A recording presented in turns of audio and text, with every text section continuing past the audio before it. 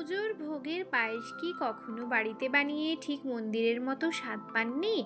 অনেক সময় দেখা যায় পায়েস পাতলা হয়ে যায়, কখনো আবার নলেন গুড় দেওয়ার পর দুধ কেটে যায়। আজকের ভিডিওতে আমি দেখাবো কিভাবে একেবারে পুজোর ভোগের মতো ঘন, সুগন্ধি আর পারফেক্ট নলেন গুড়ের পায়েস বাড়িতেই বানাবেন। আর ভিডিও শেষে আমি শেয়ার করব অনেক গুরুত্বপূর্ণ টিপস, যা জানলে আপনার পায়েস কখনোই নষ্ট হবে না। সো হ্যালো ফ্রেন্ডস, আমি সুজি। পুজোর সময় বাঙালির বাড়িতে একটা আলাদা আনন্দের পরিবেশ থাকে। ধূপের গন্ধ, ফুলের সাজ আর রান্নাঘরে তৈরি হওয়া ভোগের নানা পদ, সব মিলিয়ে একটা অন্যরকম অনুভূতি। আর সেই ভোগের অন্যতম গুরুত্বপূর্ণ একটি পদ হলো পায়েস। অনেক মন্দির বা বাড়ির পুজোয় বিশেষ করে যে পায়েস তৈরি হয় তার স্বাদ কিন্তু সাধারণ পায়েসের থেকে একটু আলাদা, কারণ সেখানে ব্যবহার করা হয় সুগন্ধি চাল, ঘন দুধ আর শীতের সেরা উপাদান নলেন গুড়। নলেন গুড়ের একটি আলাদা মিষ্টি গন্ধ আছে যা পায়েসকে একেবারে অন্য মাত্রা দেয়। এটা বাঙালির ঐতিহ্য, সংস্কৃতি আর ভোগের একটি গুরুত্বপূর্ণ অংশ। অনেকেই ভাবেন মন্দিরের মতো পায়েস বাড়িতে বানানো খুবই কঠিন, কিন্তু আসলে সঠিক পদ্ধতি জানলে খুবই সহজে আপনি বাড়িতে বানাতে পারেন সেই একই স্বাদের পায়েস। আজকের ভিডিওতে আমি ধাপে ধাপে দেখাবো কিভাবে পায়েস ঘন করবেন, কখন নলেন গুড় দিতে হবে, কিভাবে পায়েসের সুগন্ধ বাড়াবেন আর কিভাবে একেবারে পারফেক্ট ভোগের পায়েস বানাবেন। ভিডিও শেষে আমি শেয়ার করব অনেক গুরুত্বপূর্ণ টিপস ও ট্রিক্স। পায়েস করবে একেবারে পারফেক্ট, তাই ভিডিওটি শেষ পর্যন্ত দেখবেন। চলুন তাহলে শুরু করা যাক আজকের রেসিপি, পুজোর ভোগের জন্য নলেন গুড়ের পায়েস। প্লিজ কেউ একটু ভিডিওটি স্কিপ করবেন না। আমার পরিবারে যদি নতুন হয়ে থাকেন অবশ্যই চ্যানেলটিকে সাবস্ক্রাইব করে পাশে থাকবেন। লাইক, শেয়ার, কমেন্ট করতে ভুলবেন না, মনে করে হাইপ করে দেবেন। আমি একটা কড়াই নিয়ে নিয়েছি, তার মধ্যে কিছু পরিমাণ ঘি দিয়ে দিলাম। এবার ড্রাই ফ্রুটসগুলো আমি ভেজে নিচ্ছি। আমি এখানে ইউজ করেছি মাখানা, কাজু বাদাম, কিশমিশ। তোমরা চাইলে আরও অন্যান্য ড্রাই ফ্রুটস এতে ইউজ করতে পারো। মাখানা, কাজু, কিশমিশগুলোকে হালকা সোনালি করে ভেজে নেব। কিশমিশগুলো ফুলে উঠলেই আমি নামিয়ে নেব। পায়েসের জন্য সবসময় গোবিন্দভোগ চাল ব্যবহার করবেন। ফুল ফ্যাট দুধ ব্যবহার করলে পায়েস বেশি ঘন হবে, যেখানে আমি ফুল ফ্যাট দুধ ব্যবহার করেছি।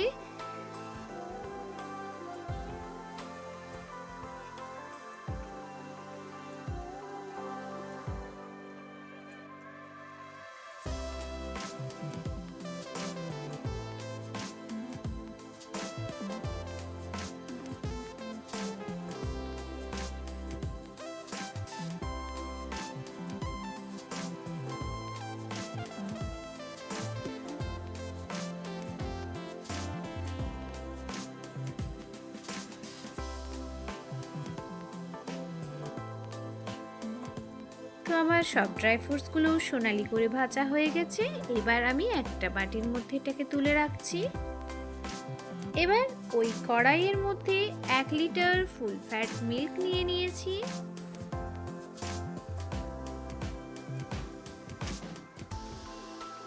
লিটার ফুল ফ্যাট দুধটাকে দুটো তেজপাতা সহকারে মাঝারি আঁচে গরম করতে দেব। দুধটা ফুটতে শুরু করলে আঁচটা একটু কমিয়ে দেব। দুধ ফুটতে ফুটতে ওপরে যে সর উঠবে সেটাকে নাড়িয়ে দুধের সঙ্গে মিশিয়ে দেব। এতে পায়েস আরও ঘন হবে।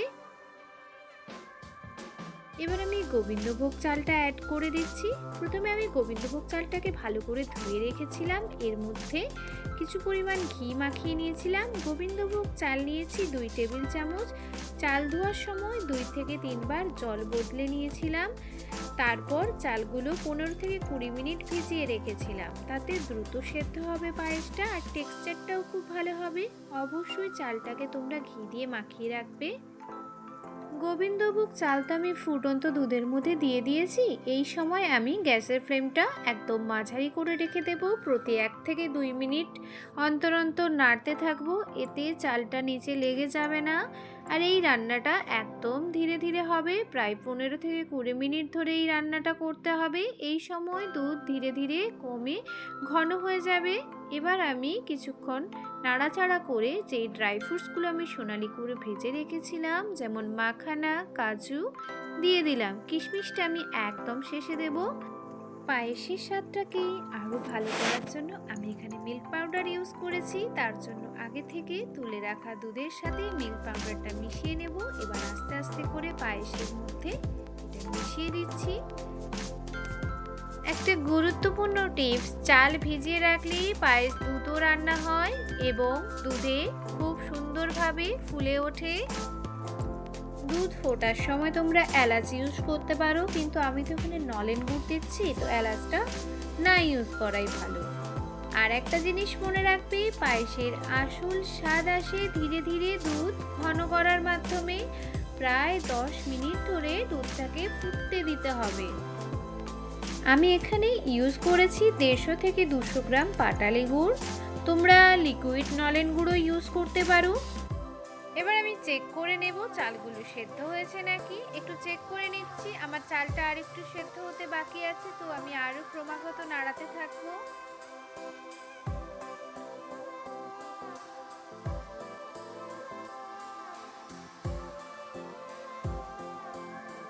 পায়েসের চাল আমার একদম সেদ্ধ হয়ে গেছে। এই সময় গ্যাসের ফ্লেমটা আমি কমিয়ে দিচ্ছি। আর এবার আমি পাটালি গুড়টাকে মিশিয়ে দেব পায়েসের মধ্যে।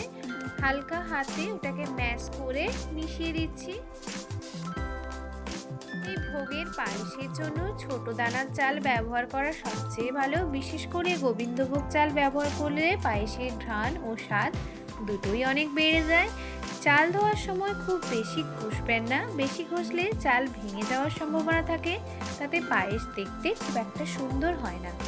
চাল দেওয়ার আগে দুধ একটু ফুটিয়ে নিলে দুধে একটা ন্যাচারাল ঘন ভাব আসে এবং পায়েসের স্বাদ অনেক ভালো হয়ে যায়।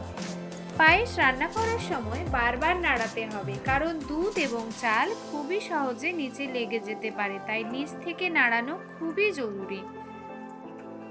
তোমরা যে যেমন পরিমাণে মিষ্টি খাবে সেই পরিমাণে মিষ্টি দেবে।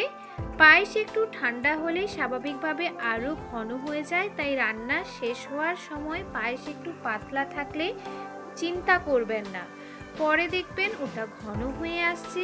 যদি আরও ভালো ফ্লেভার চান তাহলে শেষে সামান্য ঘি দিতে পারেন, যেটা আমি ইউজ করেছি। এতে পায়েসের ঘ্রাণ অনেক বেড়ে যায়।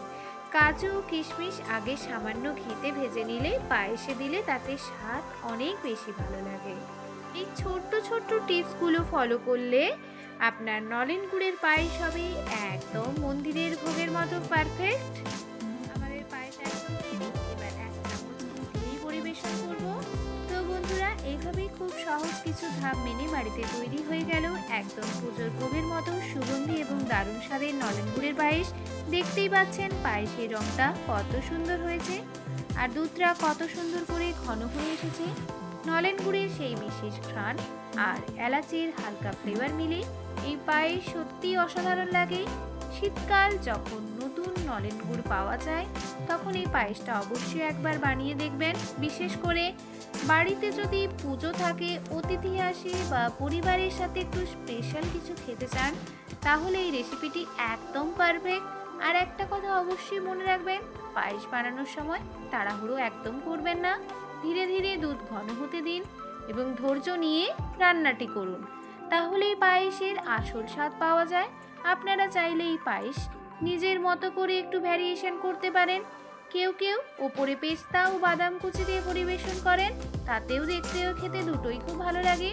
যদি ভিডিওটি দেখে আপনাদের ভালো লাগে অবশ্যই চ্যানেলটি সাবস্ক্রাইব করে পাশে থাকবেন, লাইক করে দেবেন। আপনার একটা লাইক আমাকে অনেক অনুপ্রেরণা দেয়। আর যদি আমার চ্যানেলে নতুন হয়ে থাকেন অবশ্যই সাবস্ক্রাইব করে নোটিফিকেশনটা অন করতে ভুলবেন না। ভিডিওটি আপনার বন্ধু ও পরিবারের সাথে শেয়ার করতে ভুলবেন না, যাতে তারাও এই সহজ পদ্ধতিতে পুজোর ভোগের মতো নলেন গুড়ের পায়েস বানাতে পারে। আজকের মতো আসি, এখানেই শেষ করছি আমার রেসিপিটি। সবাই ভালো থাকবেন, সুস্থ থাকবেন। আজকের মতো বিদায় নিলাম। আবার একটি নতুন কোনো রেসিপিতে দেখা হচ্ছে। আর কমেন্টে অবশ্যই লিখে যাবেন আপনারা আর কোন কোন পুজোর ভোগের রেসিপি দেখতে চান? বন্ধুরা, দেরি না করে আমার রেসিপি দেখে বাড়িতে বানিয়ে ফেলো নলেন গুড় দিয়ে ভোগের পায়েস। রেসিপিটি ভালো লাগলেই চ্যানেলটি সাবস্ক্রাইব করে দেবে আর হাইপ করতে ভুলো না। তোমরা সবাই সুস্থ থেকো, ভালো থেকো। আজকের মতো আসি, টাটা।